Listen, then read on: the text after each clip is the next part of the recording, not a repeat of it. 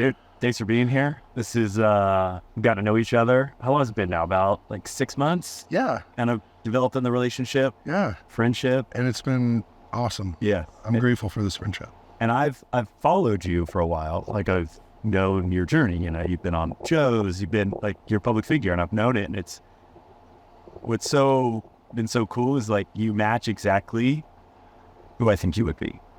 And to like your, like who you are, from my who I saw in the public eye to who I've seen just like us when no one's watching is like the same exact person.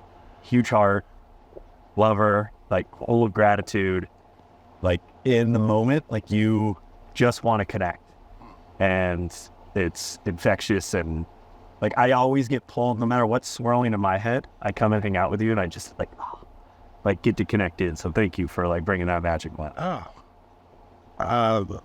Thank you. I'm just going to take that in for a minute, because that's one of the greatest compliments I think I've gotten. So thank you for that. To match that, or to be that, I hope, is a great compliment. I want to be a lover and a fighter. Amy and I were just having this conversation in Egypt, and I was like, people, they think they got to be one or the other, and you can be both. And that's what I want to be.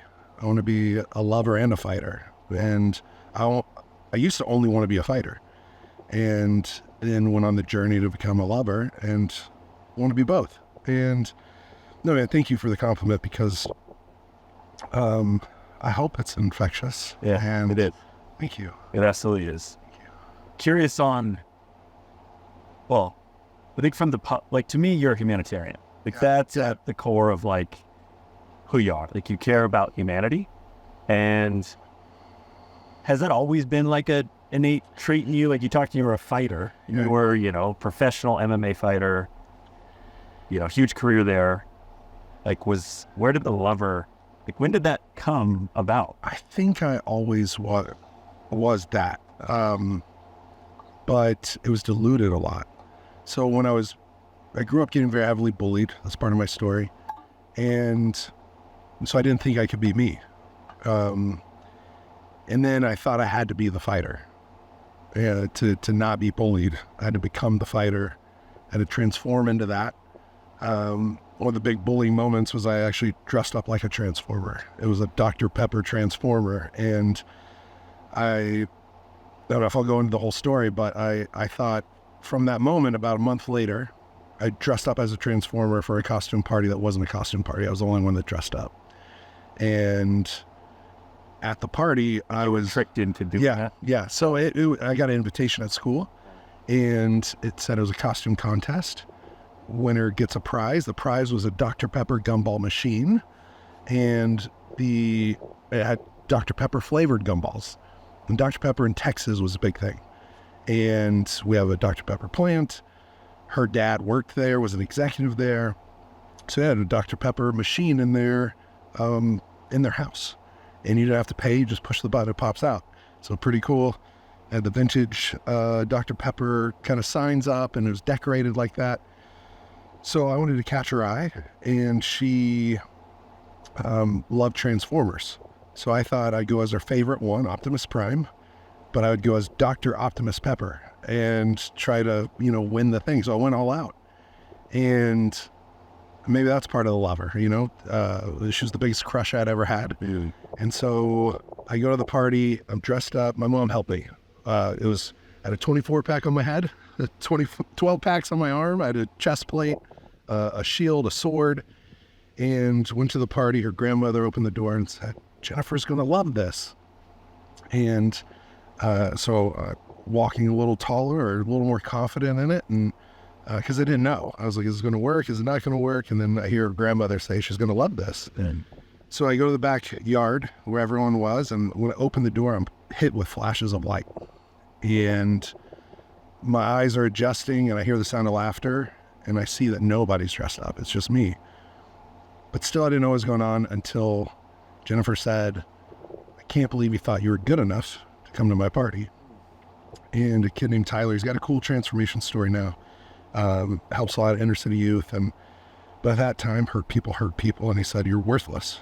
And the guy that egged her on and put it all together was my bully from 3rd grade to 8th grade until my parents literally removed me from that school district. And he said, you should just kill yourself. Which I was talking to Amy about this also in Egypt. I go, the thing I haven't really spoken about or talked about was all of us lost a student, one of my friends. He was kind of a skateboarder, a little bit of an outcast. He was kind of one of my only friends, and he killed himself the year before. And so reflecting on it now, like, it's like, man, that wound went really deep because they were at his funeral also. And I think he was the first person that I knew that died, and he died by his own hand. And so when you're 13 years old, you believe the things people say about you, and I thought I wasn't good enough to be in their presence. I felt worthless, and I seriously started contemplating suicide. And that was a big moment in my life. I was crushed by my crush and all the kids there. And I had a hint that, why am I getting invited? You know, they wouldn't normally invite me, but still I went all out trying to win that Dr. Pepper gumball machine. And I ran away from that. I don't know if I ever spoke about this, but I ran away from the party at the house, ended up behind a Dairy Queen, and I hid behind the dumpsters. And I remember I ripped off the cardboard, threw it into the dumpster. It's Dairy Queen, so everything in that trash can stunk. It was chili dogs or chili burgers and blizzards, and it was sticky. I think through some therapy, and a friend of mine named Aaron Alexander, he's like, do you think that's why you hate having sticky hands? And I was like, cleaning up earlier. Yeah, right? Yeah, because I touched something sticky. Yeah. And instantly I go to cleaning it and cleaning my hands, washing my hands.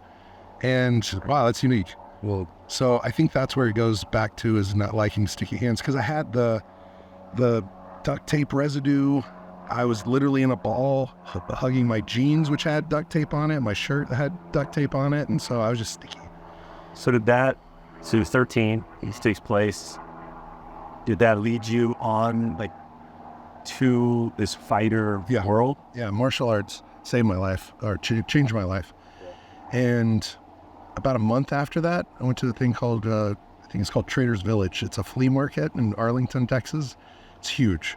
And they sell all the stolen stereos. And I went into a store because they sold BB guns, but they also had flying squirrels and iguanas, and they had used VHS tapes. This is one store. And the used VHS tapes, though, caught my eye. I saw UFC 2 through 11. I think it was missing one, and I bought them all. Instead of buying the BB gun or the pellet gun, we had rats in our barn, so I was going to buy that. And yeah, I just, when I picked up the VHS tape, I thought, these guys don't get bullied. Then I looked at it and I was like, sumo versus boxing and taekwondo versus jujitsu. What's jujitsu? And I'd never heard about it, seen it, but I just knew, like, this. And then I started buying the black belt magazines and Chuck Norris and Bruce Lee and all these guys. And I'm like, if I can do that, I won't get bullied. But I also fell in love with the chess match of it, the sport. When I started watching it, I don't know if I shared this either, but my dad, when he found the VHS tapes, he thought it was a stack of porn, but it was just UFC. This man beating each other. Yeah, and I think he thought that was worse. He was like, Terry, he's going to try to do this one day. And I'm like, no, I'm not. And my mom was like, no, he's not. But I knew I was. No, on that path. When was your first fight? I was 19. 19. Yeah, 19. I was the youngest heavyweight in the country. And was that with Bellator, or was that with another organization? It was another organization. So I was coaching. I was helping guys at an early age. From like 19 to 21, I was helping 22. I helped Randy Couture just a little bit. I trained for Brock Lesnar. Frank Mir both times trained for Brock Lesnar. I was one of his main training partners. Shane Carwin for Brock Lesnar. Overing for just a few weeks for Lesnar. I was a 2-time national champion in wrestling. So if someone was fighting Brock, they were calling me to come help. And so I was just a wrestling coach. And then I showed up at my first fight not knowing it was mine. I was cornering a guy, and he had a staph. When I got off the plane, I, instead of going to the arena, I went to the hospital because he had a staph infection in his femur. So it was in the bone, and he still has a divot in his quad from the staph infection. And so they told me to go to the weigh-ins, tell him he's not coming, and yeah, they were talking about amputation and all sorts of stuff. So it was a gnarly one. And I show up to weigh-ins, I tell him that he's not coming, and his opponent just started talking a bunch of trash.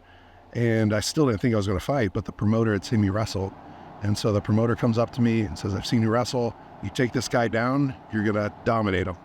You stay standing, and he's going to knock you out. He owns a kickboxing gym. He's lived in Thailand. He'll knock you out. Wait, what are you talking about? I've never even worn MMA gloves. He goes, I'm giving you a shot. Take it.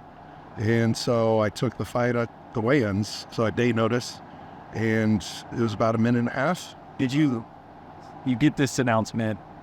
Was that a pro that you almost had no time to think about it, and it was just like, I'm in? Like, what was your feeling? Yeah. Were you excited? Oh, yeah. Did you have nerves, or was it? No. I mean, maybe a little, but I knew I wanted to do this since before I started wrestling. I knew I wanted to do MMA. I got into wrestling because I wanted to do MMA. And so when the opportunity presented itself, at first I pushed back to the promoter, and he goes, I can see the steam or smoke coming out of your ears. You want to shut this guy up? You're just not that guy to like jump in. I'm giving you the opportunity. Take it. So he goes, I'm going to pay you. And I go, oh, are you paid? I never got paid in wrestling. Yeah. So I jumped at it, and there was a full circle too, from like being bullied to this man now, like in his own self, kind of bullying, talking shit. Yep. Like being that to like standing up. Yeah, I never did. Like, no, I'm like gonna run into this. Yeah, his opponent, my opponent, he said he just ended up in the hospital a day early. I was gonna sit him there tomorrow night anyways. And so when he said that, I was like, man, you're kicking a guy while he's down. Like he was saying he was scared, all this stuff. And I mean, that's where a fighter's mind goes sometimes, but it's ego and other things, and still trying to get the hype and the publicity. But I wanted the opportunity to kind of shut him up. And you shut him up? Yeah. Was a decision, or? No, I knocked him out about a minute and a half. So I picked him up and threw him. And it was funny, Dan Henderson was there. And Dan was a Greco-Roman Olympian, and I was on that trajectory. And so he came up to me, he was just like, just throw him and then pound him out. And so I was like, easy enough, let's do that. And so I think I belly to belly suplexed him. And then he hit his head and he was kind of not all there. And I just ground and pounded him until the ref pulled me off. And then that moment you were like, I'm fight. Yeah. And so 2 weeks later I took another fight. But I thought I was coaching again. And the guy I was coaching also had the flu. And so I just went to the promoter and goes, I'm here. I'm ready. And so I took that fight. That was under 2 minutes. And then my third fight was probably the funniest. Third fight, I was in the arena in the stands. And I was with a friend. To watch? To watch. Yeah, I paid for a ticket. I was in Iowa. They don't allow you to do this anymore. But at this time, Iowa didn't have a state athletic commission governing MMA. They governed boxing, but not MMA. And so it was after the second fight, I think, the promoter comes in with a heavyweight fighter and apologizes to the fans that came and bought tickets to watch him fight. They said his opponent showed up to weigh-ins, but they are calling his room at the hotel. He's not answering. They're calling his cell phone. They're calling his coaches. He's not showing up. And so they were going to refund their tickets or give him credit for the next fight. And then the heavyweight grabbed the mic and apologized to the fans. But then he said, hey, there's someone over 205 pounds that wants to fight tonight that happens to have had amateur or pro MMA experience. I'm here. Let's go. And so I'm on my third beer. I had a fake ID. I'm 19. And I finish it and chug it. And my friend goes, what are you thinking? And I go, I think I want to fight tonight. And I just raised my hand and stood up and walked in there. We faced off. And it gets funnier because backstage, I had nothing. I had no fight shorts. I had no mouthpiece. I didn't have a cup. And I'm like, how am I going to do this? And so 3 beers deep. Yeah, 3 beers deep. I had a boil and bite mouthpiece that another fighter had. So we boiled that in a coffee pot, and it was half done. Cool. Someone let me borrow some shorts, and then you have to have a cup. I forget if I didn't walk out, but the ref came to me and goes, hey, and you do the cup check where you tap it, and you knock 3 times on your cup, and I couldn't do it. So he goes, you're going to have to borrow one. And I'm like, So there was a light heavyweight that fought all 3 rounds. So it's a sweaty jock. And I had to put it on the outside of my boxers, which were compression shorts, right? Put that on the outside, and I think I wanted to get out and quick because that was my quickest fight. It was 16 or 19 seconds. Knocked him out. He was a wrestler, so I knew he had cauliflower ear. I'm like, I'm just gonna wait for him to change levels and shoot. And so I threw a jab. He tried to go under it, and I just caught him with an uppercut, and then just ground and pounded him out. Wow. Yeah. When I hear all this, like you're so good at like seizing the moment. Like it's like there's no script to that. Like 3 different fights you didn't prepare for, Right. but an opportunity came, and you said yes. Yeah. Is that more I get to know? It's like that's kind of your superpower. Like we'll get into like Fights for the Forgotten and how that came about. Yeah. That's like saying yes. Saying yes. Life just gets more and more magical. Has that always been there for you, or how did you develop that?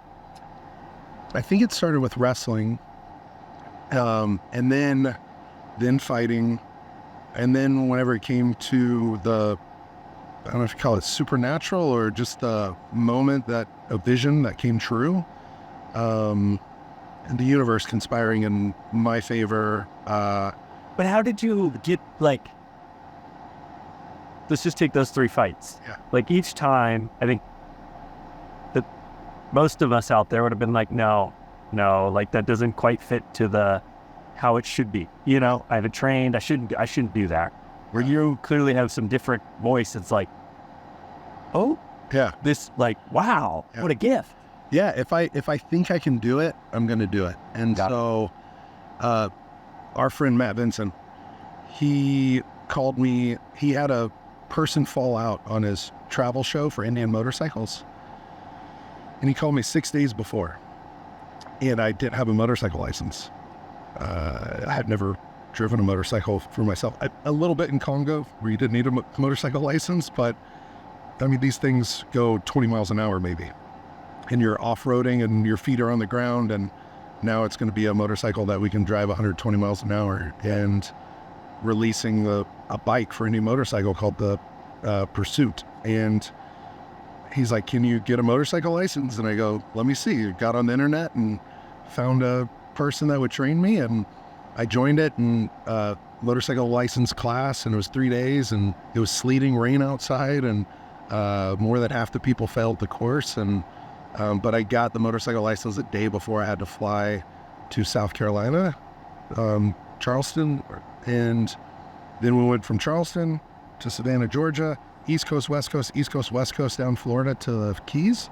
That was my first real motorcycle ride, was like 1,300 miles. And the opportunity presented itself, and I could get a little bit of preparation in. Yeah. And then I went. I did that with Kilimanjaro. Had like a 2-week notice to climb Mount Kilimanjaro, and just flew to Colorado real quick, climbed 2 14ers, and that was my first time doing 14ers. And then went out and did 19,341 feet, I think, is Kilimanjaro. And so I think it's the fights. I had preparation. I was the best at wrestling. And I knew I wanted to fight. So the preparation met the opportunity. It was easy to say yes. And then the more you do that, I think we're sitting by 2 plunges.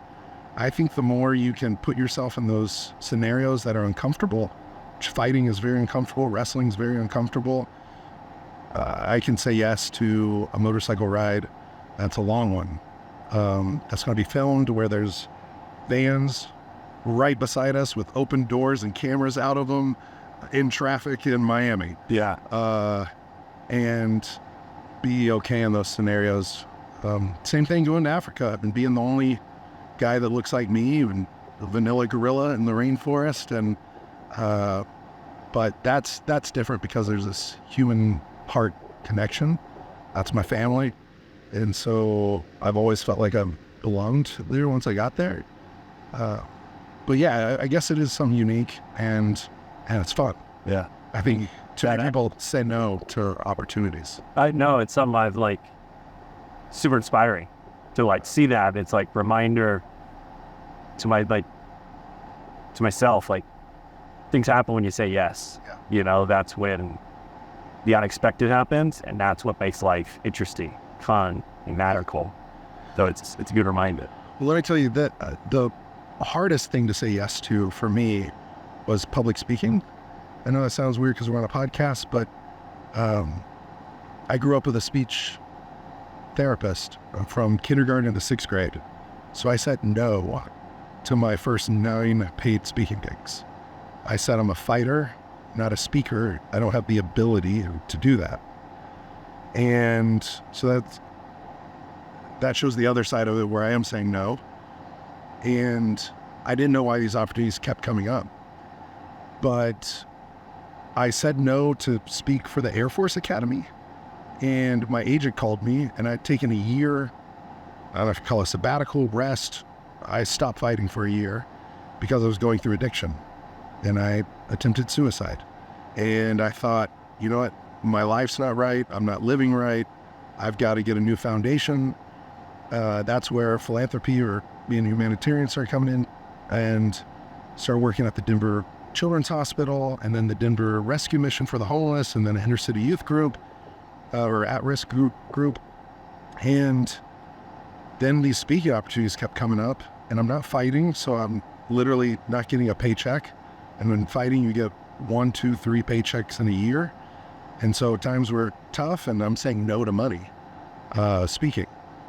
And my agent's just like, dude, you gotta take it. Like, you got bills to pay. What are you gonna do? Like, I don't know. I'm at 11 months, or no, I was at maybe 9 or 10 months of not fighting. I'm like, I only got a few more months, and I'm gonna be back at fighting, and I'll figure it out. I got off the phone, and I called a friend, kind of a spiritual mentor of mine. He said, have you prayed about it? Have you meditated on it? And I'm at the airport. I'm in Vegas at the airport. Where the speaking gig is? Now where the speaking gig is. I'm at the airport, my agent calls me, and then I'm about to get on a plane back to Denver, back home. So I was leaving like an appearance, I think it was International Fight Week. Yeah. And I'm going back to Denver, call this guy, he goes, you need to pray about it. And I said, that feels weird. No. He's like, no, pray about it. I go, I don't really pray about stuff like this, and I'm not good at it. Why would I ever need to do it? And if I'm good at it, I'll say yes. And I'm not good at speaking. And so I'll try to sum this up where he said, pray about it right now. I said, I'll pray about it when I get home. Not much of a prayer. And so I get off the phone with him, then I told him, I'll pray about it on the plane. He goes, no, right now. And I go, we're boarding. I'll do it when I'm on the plane. I get off the phone with him. In all caps, it says, pray about it right now, ! Like 3 of them. And I'm like, what is this guy doing? Why is he pushing? So I said, okay. And I'm walking down the jetway, and I just said, okay, God, universe, I don't know why you'd ask me to speak, but if you want me to, you gotta slap me upside the head with it. Make it so real, it's undeniable. So that's all I said. I don't even think I said amen or anything like that. I just sat on the plane. Guy next to me, his white hair, he's an older gentleman, and I think he was 70, 68, something like that. And his name's Jack. Jack starts asking me these questions, and we start talking. I'm wearing a UFC shirt or something, and we start talking about fighting. We start talking about life. He asked me about why'd you start fighting. I start talking about bullying. And then he goes, has anyone ever asked you to speak? I'm like, what? He goes, I think I have a speaking gig for you in 2 weeks from now. And I'm like, people have asked me to speak. He goes, what'd you say? I said, no. He goes, you're going to speak for me in 2 weeks. And I said, no, I'm not. And he pulls out a yellow legal pad, puts it down, and starts basically writing what I just told him. He goes, this is your intro. This is your outro. This is how you share your life story. I'm like, why are you doing this? And who are you? And he goes, oh, well, my name's Jack Murphy, Murph the Surf. There's basically a movie about his life. I think it's surfers that are bank robbers or something like that. Point Break is like loosely based off his life. Wow. Like Keanu Reeves. Yeah. I still haven't seen it. I need to see it. He was a world champion surfer. He played the fiddle at the Grand Ole Opry. It's like a genius. He then went to prison, and he told me a story. He wasn't supposed to be released from prison until 2,244, serving 3 or 4 life sentences. And I'm like, whoa. He was running, I guess, cocaine from Cuba to Florida. Some people got killed. He didn't do it. But anyways, a year after he was in prison, he was released. And he spent the rest of his life, he's passed away now, but he was my mentor for like 8 or 9 years. He spoke to millions of prisoners all across the globe, sharing his story of hope and life and how to change your life around. And so I went into a prison with him 2 weeks later. So you got slapped upside the... Actually, he said, let me ask you this. Have you ever prayed about it? And I laugh. I pull out my text message to show, pray about it right now. He goes, well, what'd you pray? I go, you got to slap me upside the head with it. So this old man reached behind my head and slapped me upside the head. He goes, there's your answer. You can't say no.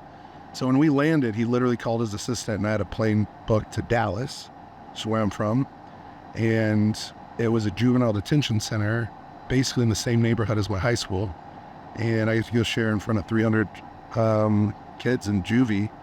And I was shaking. It's my number one fear is public speaking. Do you speak on your, like, fully... Yep. Yeah. Yes. And a lot of them had, been bullied at home or at school, and they led them down their own path. And so it comes full circle, because one of the guys I spoke with is named Keith Davis. He was an NFL player, USC national champion. Now him and I get to go around and speak together at high schools and companies and all around the world, and now spoke over 400 times on stages. And starting to do it professionally now. It was just doing it as a volunteer thing. And now I get to do it professionally, and it's the thing that's providing a great future. It was powerful, man. Yeah. How did the speaking play into, like, Fight for the Forgotten? And, like, were there breadcrumbs from that started that journey of taking you out to Africa? Starting speaking? I would say there is a deeper connection. How Fight for the Forgotten? Yeah. Why we know each other. Plunge is a partner with you guys, Fight for the Forgotten. We have the opportunity to give you guys some funds that go beyond what we can even imagine. Yeah. We've gotten to know each other. I've seen you on Rogan, you're the big pygmy, that has now become your, like, lifespan. Yeah, that's my DNA, or if that makes any sense. That's my heart. That's why I'm grateful for the breath in my lungs, and grateful for the beating heart in my chest. It is the purpose I've found through service or Fight for the Forgotten, and my second family that literally changed and saved my life. What is Fight for the Forgotten? Fight for the Forgotten, we exist to build better lives for the pygmy people and their neighbors, to put love and compassion in action, but through community empowerment.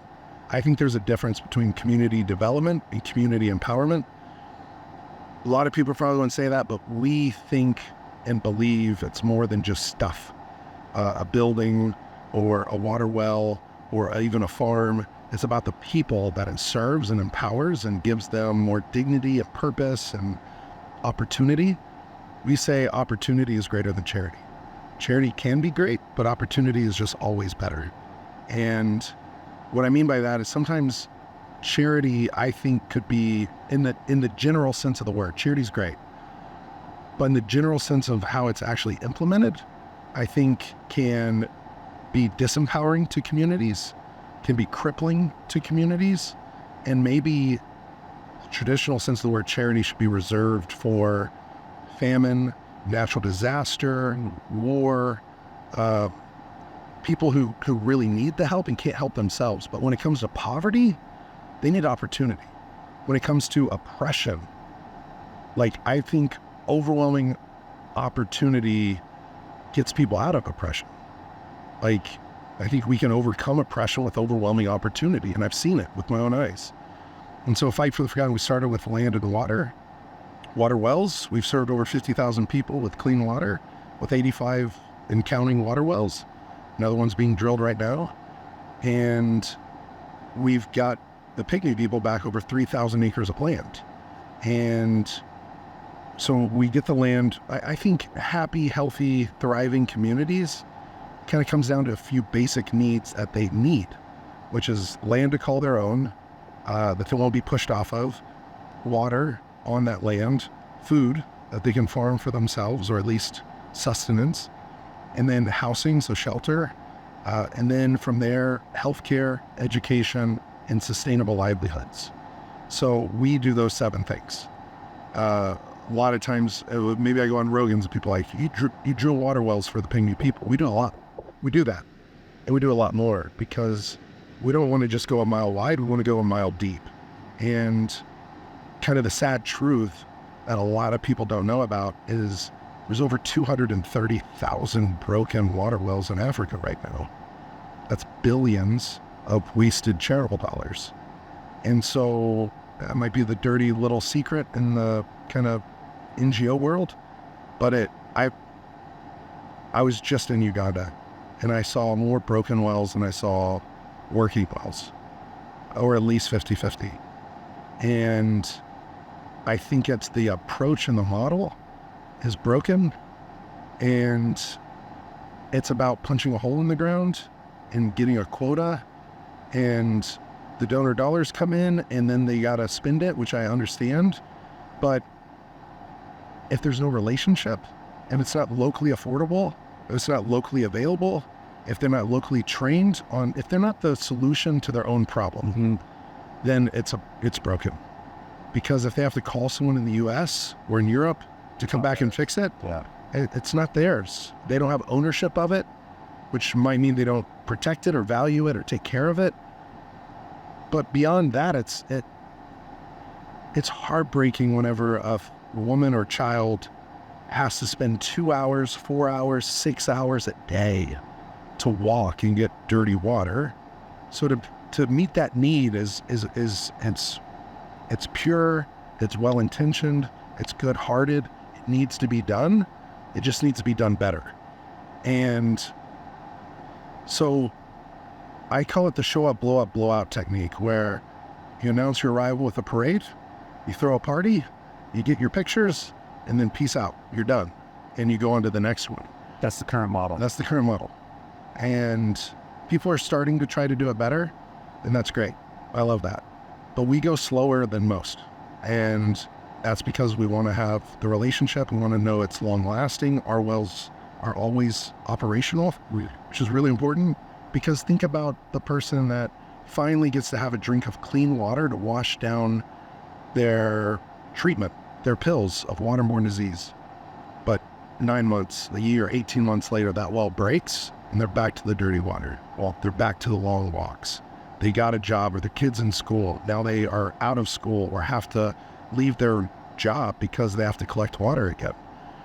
And so I think it's really important for all of us to start thinking, like, how sustainable is this model and how can we do it better? So sometimes slower is better. Yeah.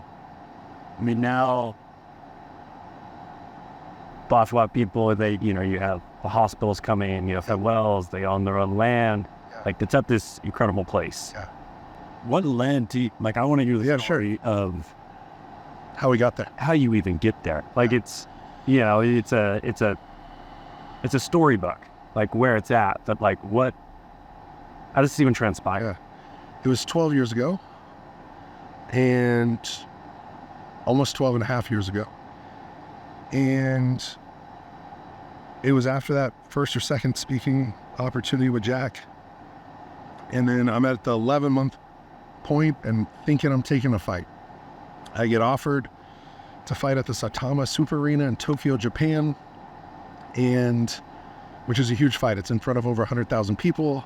The offer was an opponent that is very, his fighting style is very similar to mine, but I thought I was better at that style. So it's the least dangerous fight you can take. It's for the most money I would ever make. And it was the dream fight in an organization called Dream at the time, which was Pride then transformed to Dream. And I'm excited about it. I'm ready to take it. And just something in my spirit said, wait. Then spirit, heart, whatever, soul, said, wait, think about this. I'm like, what is there to think about? Hey, this is perfect. And I go to a speaking engagement, not mine, someone else's. His name's Caleb. And he shares this story. And it's him living with the Maasai tribe. It's him living with the Vanuatu tribe that invented bungee jumping. And they tie vines around their ankles and jump off these crazy platforms. And he shares a story of how he's tangibly, sustainably helped them and some other things. And it was just captivating. Actually, I'm jumping the gun a little bit because something happened big before that. What happened before that was I waited and I said a prayer. And it sounds like I'm super spiritual, and then I think, man, I feel like I'm connected to that source of love and goodness, and that's what I want to stay close to. I don't know that I'm very like religious, but I said a prayer. God, what do you want me to do with my life? God, source, universe, whatever it is, like, what do I do with my life? If it's not this fight, what do I do? And I think I was hungry to hear something, but I don't think I thought the clouds would part and something would talk to me. But I've done psychedelics, a lot of them, and I've had visions and things, but this was the most pure, real, actual vision that felt so surreal. That I was in a forest and I was walking down a footpath and it was not even wide enough for my feet. And I was clearing vines and thickets out of the way, and I hear drumming, and I keep walking and I hear singing. And it's a very tonal, distinct, tribal singing. And I come into a clearing and there's these twig and leaf huts, and they're the shape of domes. They're maybe 4 foot high off the ground, maybe 5 foot tall. And I meet this man. We don't talk, but we acknowledge each other. And he's coughing. And I know that he's sick. And I can see his ribs. And I know that he's hungry. And I just knew that he was thirsty, poor, facing poverty, oppressed. I knew that he was enslaved, that he called someone else master. And the overarching thing I saw was that they were forgotten. That's who they identified as, the forgotten people or forgotten. And I came out of that vision crying. Were you in like a meditation? Were you just kind of sitting? I was in a meditative state, but I was sitting there and I decided to close my eyes. I literally got on my knees and said that. And when I came out of it, I was on my forearms. I was on my knees and my forearms, and I was weeping. I was crying. And people at home won't see it, but you see this little circle right here? I cried that little puddle of tears, like more than I've ever cried in my life at any funeral, from any heartbreak, from all of them combined. Bigger than a silver dollar. And I guess I could compare it to, I was in Vegas and there was the Sphere, and I could have done a full back arch and not seen the whole screen, and it was all around me, and like that was the closest thing physically to this vision I had. Like I was in it. It was surrounding me. I was there. And when I cried and kind of came to, I guess, I was like, what was that? Who are they? Am I crazy? I thought, was that a psychedelic reactivation? Was that a psychotic episode? But I decided to write. And I pulled open a journal and I wrote down on a piece of paper, forgot, hungry, thirsty, poor, sick, oppressed, enslaved. And then I felt like I can't tell anybody this. Anybody. So that's what put taking the fight on pause, was the vision. And then 3 days later, I went to the speaking engagement, and he tells his story. I'm like, if there's one guy I can tell this story to, or this vision to, it's this guy. But he had a line, and I decided my friends were ready to go. So we get in the van, they start it up, and when they started the ignition, I was like, wait, I've got to tell him something. So I go back inside, I take my phone number, and I just hand him a piece of paper with my phone number, and I said, hey, if you can give me a call sometime, I know you're busy, probably trying to get out of here, but if you give me a call in a week or so, that'd be great. He goes, I'm right here. Well, what do you have to tell me? And I'm like, I don't know about if even right now's the right timing. I can do it later, and just give me a call, shoot me your number, send me a text. He's like, no, tell me what you had to tell me. And I'm like, okay. So I tell him the vision, and by the end of it, he's smiling, like a grin. And I go, what? He goes, I know who they are. And it's like, what? He goes, they're the Pygmy people. And they're in the Congo Basin rainforest. And I'm like, who? Where? And he said, I'm going in 3.5 weeks, and you're coming with me. And I'm like, what? Then he starts telling me that the city he was flying into was taken over by the rebels, and that the U.S. State Department said no one for any reason go there. He was leading a team of 3 other guys. They're all husbands, fathers. They canceled their trips the day I had the vision. And a day before the speaking engagement, his wife asked him, Caleb, you're not going alone. His wife's name is Jess. She said, if you don't get a sign, you're not going. And he goes, you're coming to tell Jess. And so I got in his truck. We go to his house, and we go inside, and Trace is running around, the little guy at the time, and he's like a toddler, their son, and Jess is pregnant.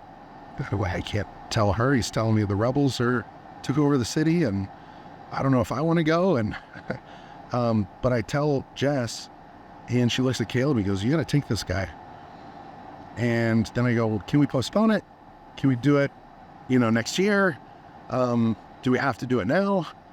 And they start coaching me. It's the best way I could say it is, I said, if you don't go, you'll never know. You always wonder what would have, could have, should have happened. And this is your chance. This is your opportunity. And so I had the vision written down. Caleb brings his friend Colin. Me, Caleb, and Colin go. We don't even have a flight into the Congo. We fly into Uganda.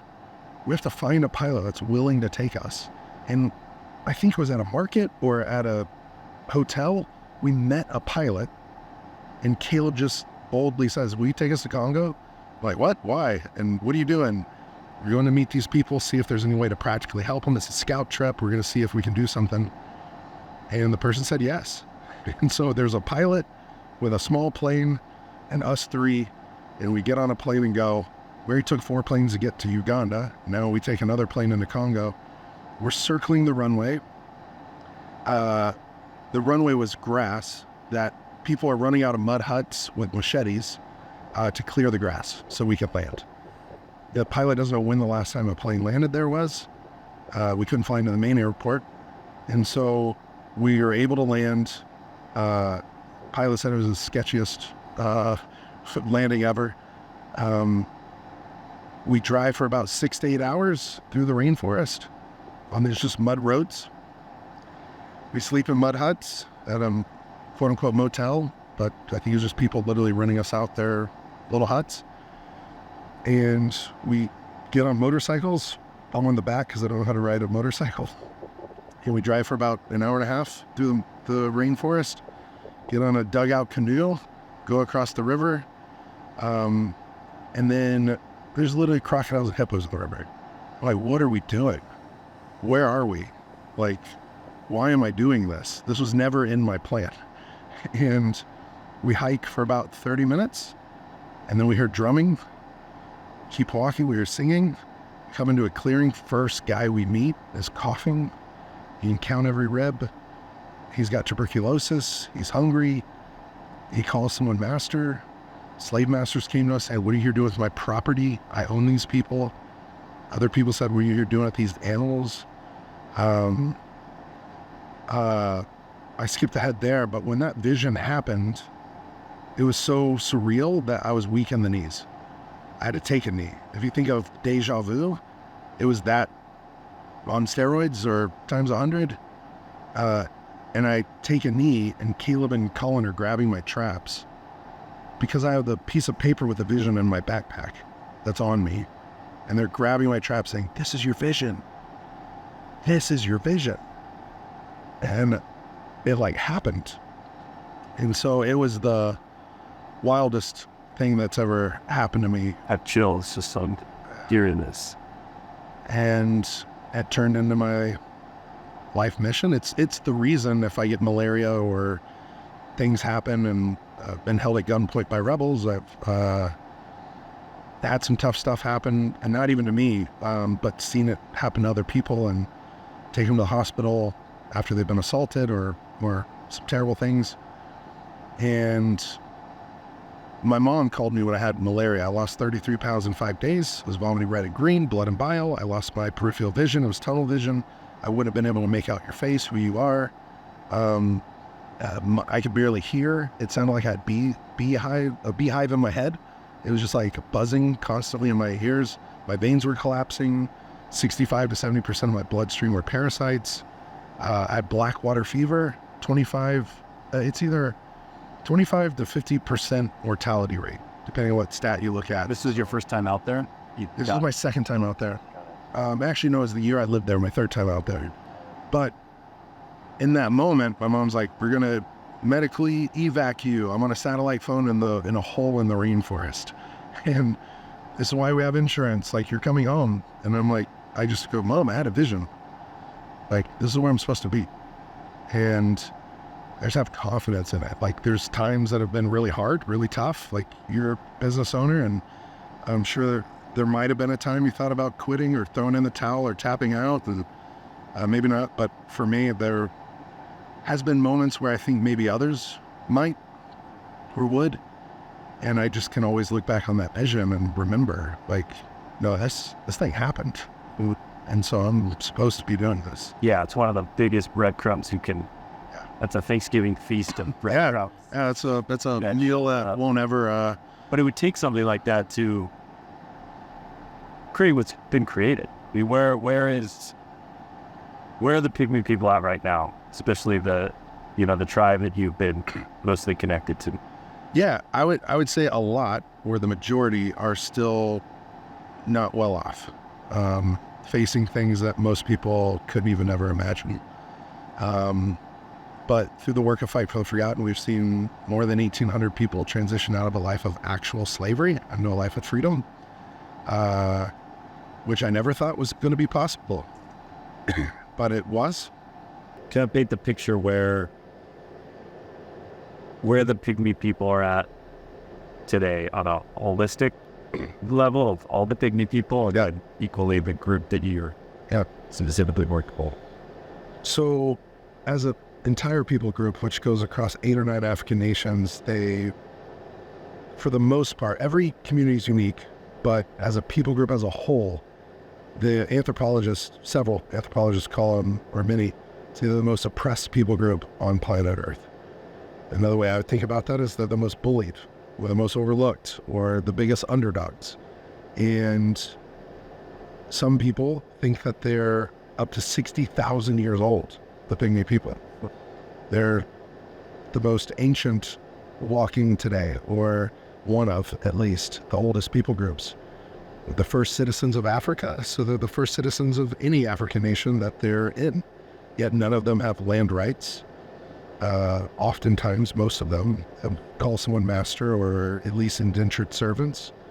In certain places where rebel groups are, they're at risk of not just being killed or enslaved, but literally being hunted, killed and cooked and even eaten. So rebel groups will drink from their skulls. They'll eat their flesh. I met one man that watched his nephew's wife, who watched his nephew be killed. And then his nephew's wife was kicked to her knees, machete to her throat, machine gun to her head, and she was force-fed parts of her own husband. So probably the most evil thing I could ever think of. So that sounds like something that's far-fetched, that human beings are going through that. But there's more slaves on Earth than ever in human history. I had a TED Talk, so like 6 or 7 years ago. The estimate was 27 million slaves on Earth today. Now that estimate is 40 million or more. And so it's something that we think is a thing of the past. When we think of American history, like we ended that in the 1800s. It's like, oh, it's still alive and well, and it's real, and it's happening more than ever. So where the Pygmy people are allowed to hunt and gather, they're better off. But in Uganda, specifically where we're really focused on now, they were kicked out of the rainforest. So in the name of sustainability, the most sustainable people on Earth were kicked out of their ancestral home. And they were put on little bitty plots of land. When I say little bitty, the people group we're working with now, over 300 people, put on 1 acre of land, less than 1 acre of land, behind a slum that was throwing out the raw sewage. And I was there, I stayed there. And if you're cooking, if kids are playing, and raw sewage starts coming through the community, you have to pick up the pots and pans while they're hot and move the firewood so that sewage doesn't put out the flames. Or kids, playing soccer and a soccer ball runs through raw sewage. They didn't have any clean water, and there was a little stream, but the people in the slums would throw out their sewage, their batteries, their trash into that, and that's the only source of drinking water that they had.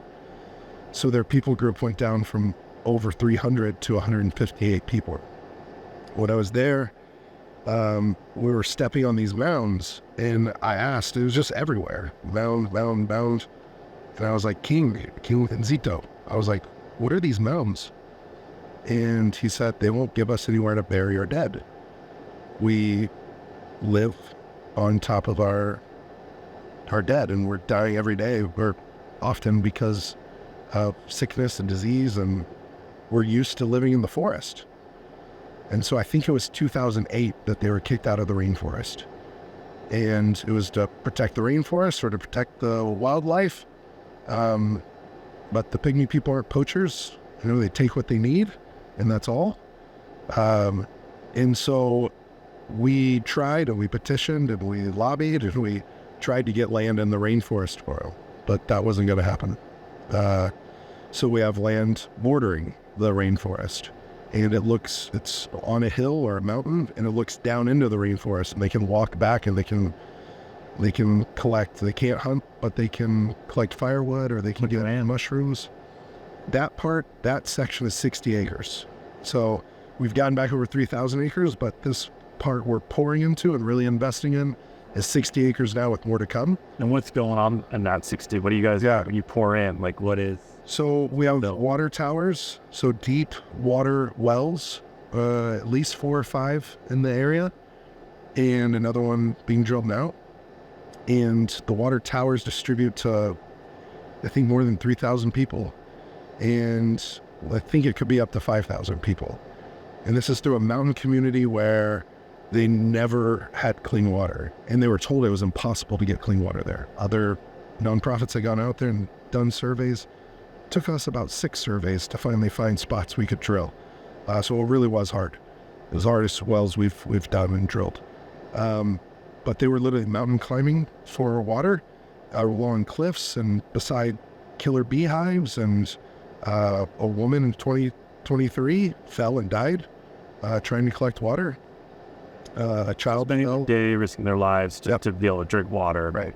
Let alone like not really sustainable lifestyles to thrive in any sort of. Yeah, exactly. Well, the school is too far for anyone to walk to.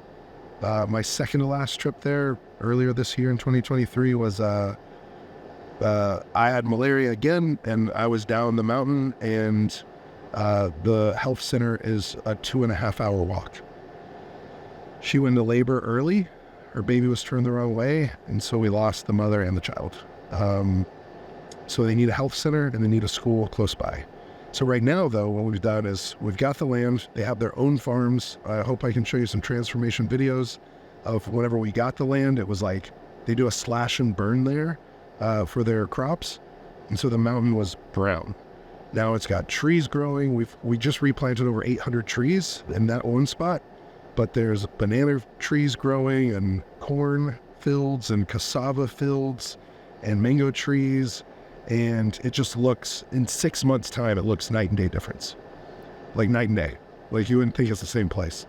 They have a soccer field where they are welcoming the community. It was a big transition to move from one spot that they've been since 2008 to a new spot. And, but the reason we selected that land was the communities around them had also been displaced and refugees. So they would be more apt and inviting to welcome a new community there that's bringing community development and empowerment that's not just for this people group, but for everyone around. And so that water feeding that whole community. The whole community, not just the Mbuti Pygmy people, but their neighbors. And so well welcomed, open arms. And the school, we just were there with an architect that's one of the best in the world. It's been featured in CNN Style and it's just everywhere. For his safari lodges and his children's surgical centers and hotels. And he got into being an architect more than 20 years ago, but he says this is his dream project because we're bringing it all together. So we built homes. What father or mother or teenage son doesn't want to be part of building their own home for their family and their neighbors? So they're getting that trade skill and already built their homes. And it goes beyond that. Beekeeping, we have 5 new hives and they risk their lives for honey. I've been on the honey hunts with them, with the men, and they'll climb 100 feet into a tree. And it's African colonized bees. We call them killer bees. And they just are on vines and wrapped around a tree, reaching into it, putting it into a basket, getting stung like crazy. And their neighbors have no clue how they survive. They built a tolerance over the years. I think their people group is... Like I climbed up there first time I get up there. Yeah. It's It's not going to be good for me either. They will build a small fire at the bottom and it has smoke go up it, where 2 guys go up. One has like a little branch with like leaves on it, and he's kind of hitting them off of them real lightly, gently, not to disturb them too much, but they're getting stung. And they come back like heroes. But it's not the most sustainable model, right? They raid the hive, kill the hive, and then on to the next one. So, and sometimes it doesn't kill a hive and they come back to that one the next year. But to have the hives on their own land, like they're like, we're going to be able to have this every few months? Like, this is incredible. We'll have enough for us and maybe we can sell it. So their light bulbs are going off of like, we can sell this too, and this will be year round. And their farms, we've done 10 small business loans. 6 are already paid back. 3 are in process. And 1, we're going to call it a loss. But I think that's a pretty good average. And they're small loans, but it's a starting point to where, one woman is already thinking, Olive is her name. She's already thinking of a barbershop needs to be in that community of 3,000 to 5,000 people because there's not one there. And she could cut the hair, braid the hair, paint the nails. And so I just love how the There's a development that happens when people have, resources get developed and actually start to, life gets different. Yeah. You can start to bring in like those type of dynamics. Right. Getting a haircut. Yeah. Actually, this is something I can do. Yep. And we have a maize mill, so a corn mill that grinds it down into flour, which they turn into something called ugali or fufu or posho, depending on what part of Africa, if people have been there. And it's sustenance, and it basically is this glob. It tastes good, but you use it with like stews, or it's almost like a pita bread, but it's a little bit mushy and sticky, and you dip it in and you eat it. Well, they were like, we need a mill. It's like, would you guys help build the mill or buy the mill? And so they pulled it together, and now the Mbuti community has that there with their own corn growing, and now they're starting to use the mill, grind it down, and sell it to the community around them. wow. And what I'm really excited about, though, like a little bit of forecasting, is the health center, which is a level 3 health center, which is right under Uganda's terms of hospital.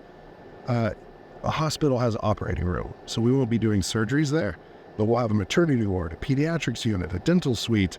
We'll treat malaria and waterborne disease, although the nurse told us that she has not done one waterborne illness treatment in the last year. Not one. For the entire community. So not just for the Botswana, but all their neighbors too. Not one sickness. And so that's a huge change, because she said probably 80 to 90% of her cases before were water. 80 to 90% for water. The majority, vast majority. And so I don't know if she has the hard facts of that, but just her feeling into it was like almost everybody. And so the health center, though, the designs, we got to see it on a presentation screen, and Felix, he's done the coolest work. He builds all sustainable, totally green, using local materials. And he's like, y'all let me dream with this. And we're like, yes, please, you're our guy. And the maternity ward will literally have big glass in it, obviously shades if they want it, but it will look out into the rainforest and over the mountains and seeing the Similiki River. And the classrooms will have trees inside of them. There'll be indoor-outdoor classrooms. There'll be an amphitheater, the community center where they can have their gathering hall or gathering place. We'll celebrate all the tribes there, their song, their dance, their art, their culture. They're an oral storytelling society, so they can get together and tell their stories, and it's all going to work together. We're going to have bio toilets, so it'll be good for the earth instead of just normal latrines. We can use that as fertilizer. We can even use the methane for cooking gas. And so it's all working like together. And Felix was just lit up, and I asked him, I go, you're really excited. Like, how does this compare to your other projects? And he goes, this is my dream project. He goes, I've lived in Uganda. He's a German guy, has a Ugandan wife and Ugandan kids. He's been in Uganda for more than 20 years. But he says everyone that gives him like a scope of a project is like, just this health center, and we're going to put big walls around it. Or just this school, and we need a big fence. Or just this thing. He goes, you're doing it all, and it's all in the same land, and the way that it's working together with how the land is and the hills, building into it, 2 stories, 1 story, like using the architecture, using the direction of the sun from east to west, so that the rooms are basically going to be starting on the east, ending on the west, so that the sun goes over the top of it. And I can't explain it like him, but it's going to be one of the most beautiful, hope-filled places in Uganda, I think.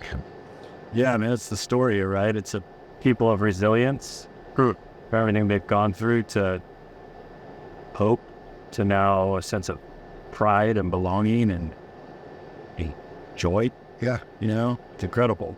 It is. In this place of, like, they've done it, you know? It's like, actually, it's theirs. Yeah. And That's probably what I love the most, is it's not mine, it is theirs. They include me, so it's ours, but it's, I just feel so fortunate to be included in it, because they're my heroes.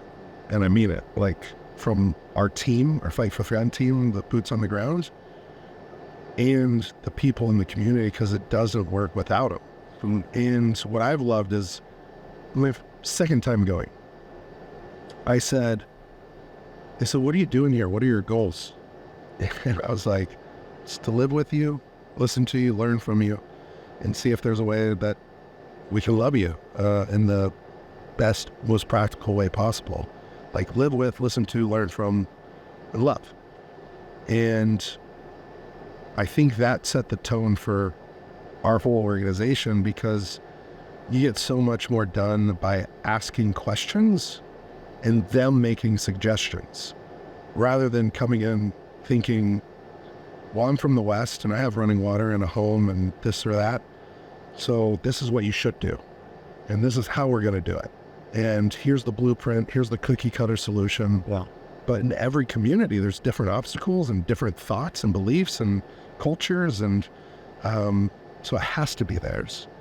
And that's why we've taken the mild, deep approach with this community, which they just named Olungama, which is in the honor of the king's father.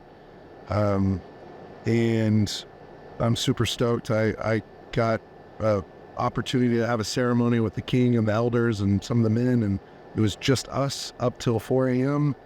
And they named me Olungama after the king's father, and painted me, my lips, my face, my chest, my arms, with the dirt from the soil from the father's grave. And it's just cool because I've been adopted in with the Mbuti Pygmy people in Congo, the FA Pygmy people in Congo, and now officially family with the Batwa Pygmy people in Uganda.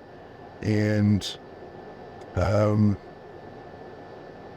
don't know, it's an honor, and I love it, and I love them. But I think the next phase is where hopefully we can show a proof of concept. Like, I have part of the team that's formed are some of the, I call them the biggest badasses in the world of this work, being humanitarians or philanthropists and NGO founders. And kind of my hope was like, why are we all divided and siloed? Like, can't we all work together? And they said this could be like a legacy project, a legacy of Fight for the Forgotten, but even them and why they got into this. So Bernard Amade, he's the founder of Engineers Without Borders.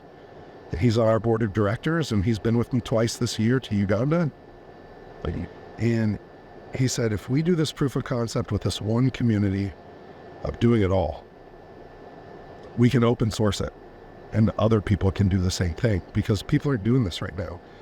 I think people are doing some of it, but not the holistic all-in approach of like, what's all their ideas, what are all their needs, and how do we meet those and bring them together?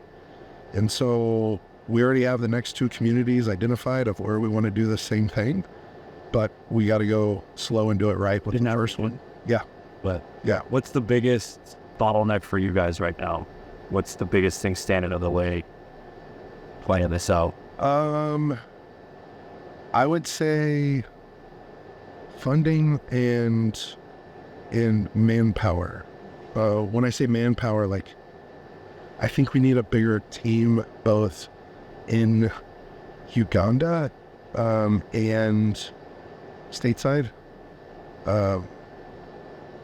We've been small and lean and mean and agile and flexible, but I could probably speak to this for, I don't know, I'm not educated enough on this side of it, but I watched a TED Talk recently, and I'll send it to you. I think it was called like The Problem with Overhead or something, and it made me cry watching it, because nonprofits are limited in a lot of ways of like trying to keep the overhead down, so that so much goes out, which is great.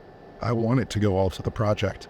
But I think if we could have like a 1 or 2 just total badasses that are rocking it in the business world, but could crush it here.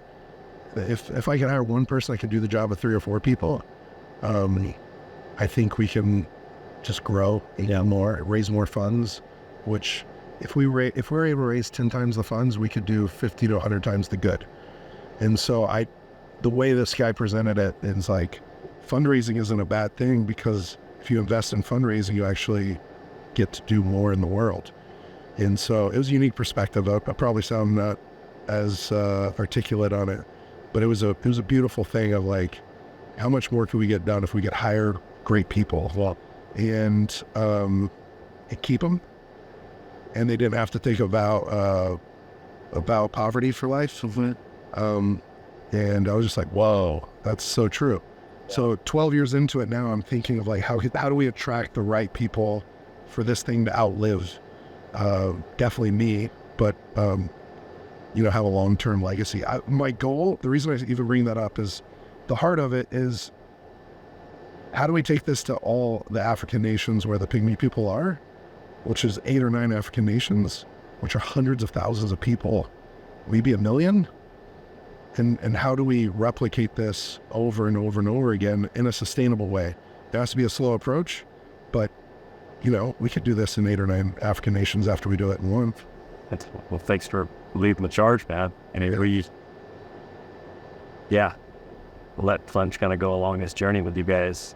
It's evident that it's like forming. Yeah. And it's like still second inning here.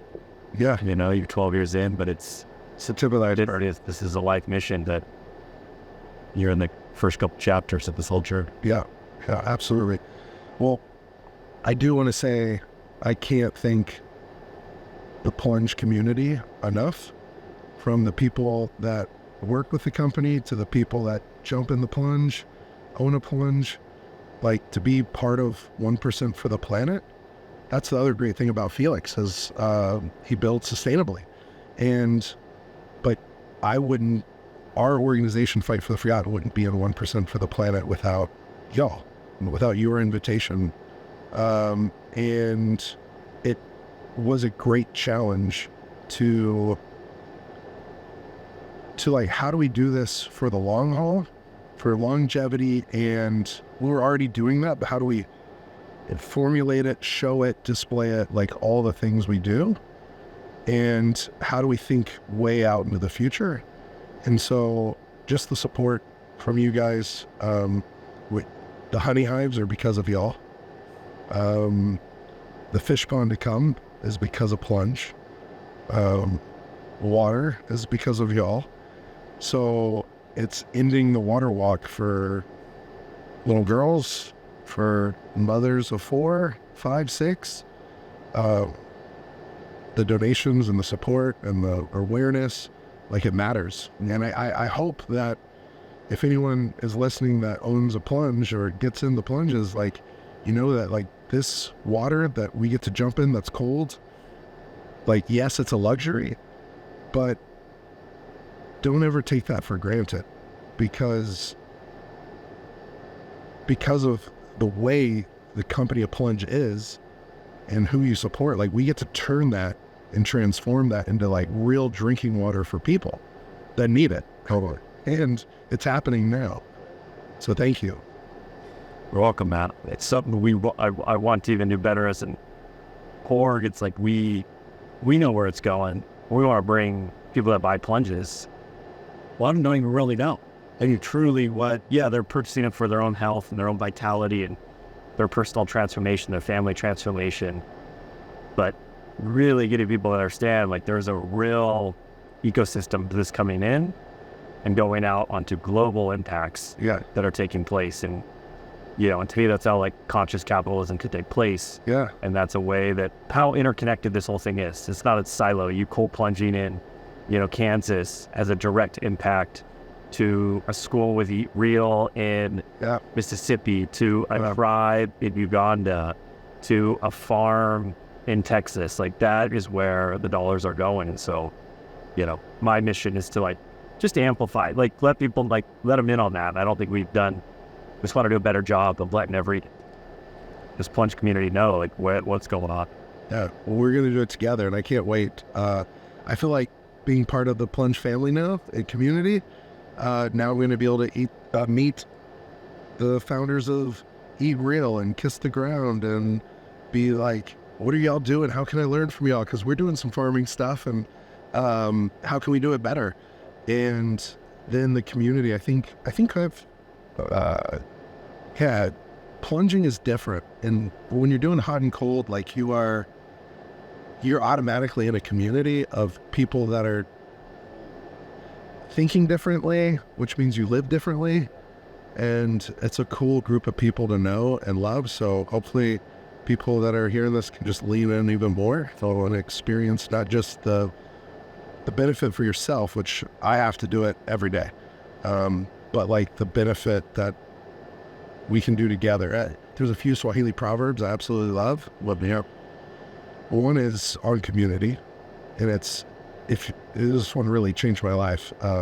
It's in the DNA of the Pygmy people and our well drillers. It's, if you want to go fast, go alone. If you want to go far, go together. And they live it, breathe it, exude it, like it comes out of their pours out of their pores. Like, they laugh together, they cry together, they celebrate together, they suffer together. Like, they're never alone. And I think that's a beautiful thing that a lot of times we can be alone. We can choose to be alone. 60,000 years. Yeah, right? Taken them very far. Yeah, exactly. And, you know, that was one of my struggles with mental health is like when I got depressed, I would isolate. And I would choose to be alone. And that was never positive or beneficial. Well, I mean, maybe solitude is like a healthy way of it, but isolation and in an unhealthy way is detrimental to me and a community. So another Swahili proverb is, if I talked about malaria, but if you think you're too small to make a difference, try to sleep in a closed room with a mosquito. And that one's tongue in cheek and it's kind of funny, but if there was mosquitoes out here while we're doing this podcast, both of us would be affected. And I have fought guys 6'7", 6'8", 6'10". I've finished those guys in the first round. They're big dudes. No professional fighter has taken me out like a mosquito less than the size of a gram. And so if that thing can make that big of a difference in my life or in the world, like how much more of a difference can all of us make in the lives of others? And all of us can make a difference, and all of us should try. And there's another one that I relate to, like cold plunging and sauna, and it's a Swahili proverb that says, if there is no enemy within, the opponent on the outside can do us no harm. So if there's no enemy within, the external enemy can do us no harm. And so that's one of my daily self-care practices of like taking care of me, mind, body, soul, is do something hard, get in the cold, get in the hot, and then get ready for the day, because the external stuff won't affect me as much if I set my day off right doing that. Beautiful. On that note, then cut it here. Okay. But first, if people want, I do want to end it. Someone was moved, inspired by this, or wants to learn more, where do they go? How do they participate? They can go to fightfortheforgotten.org, or a shorter one is fftf.org, and they can join our monthly giving club, become a monthly donor. We're asking people if you can give $25 a month, $40 a month. That makes us a truly sustainable nonprofit. If we get an army, a community, a tribe of supporters like that, but it could be $5, whatever you can give. And people can follow us on social. We have a whole plan in place for next year, doing a lot more. Matt Benson's going to be helping with that. Oh. And so, yeah, join us. Join forces with us, join the tribe, and help us do this for the long haul. We vetted it. The money goes straight out to the people. Yeah. That was our biggest thing with joining. When we talked, it's like just seeing. It was almost to the point of like we were telling you got to look out for yourself. Yeah. A little bit into how much you poured into this light. Yeah. To go. Thank you. Yeah. I'm really excited to be on this journey with you, brother. Likewise, brother.